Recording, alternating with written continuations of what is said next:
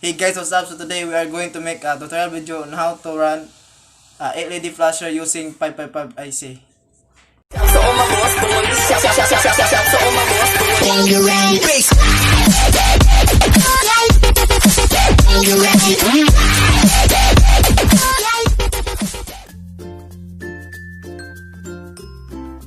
I'm back guys. So magsugod na tag himo sa atong kuan. Una atong ibutang ang breadboard.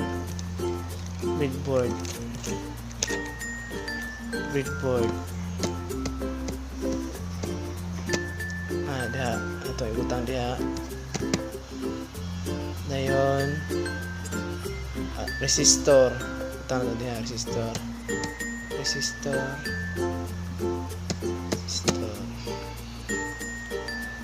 Then LED, ibutang basta na to guys. Then capacitor, potentiometer. Then 555 IC. So polarize ibutang na diha. So let's start guys.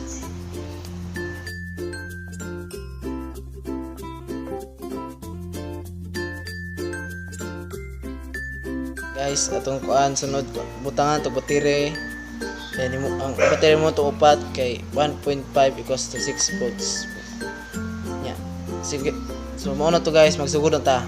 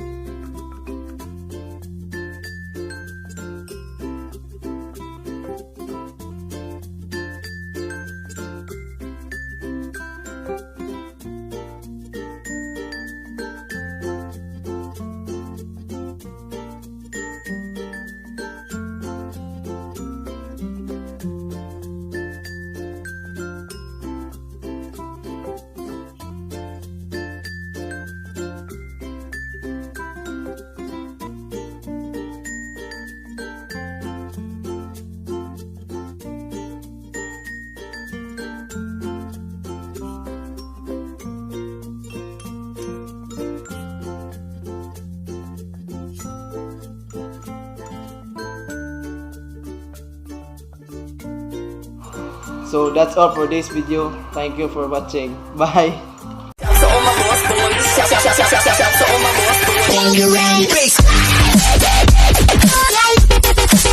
You ready?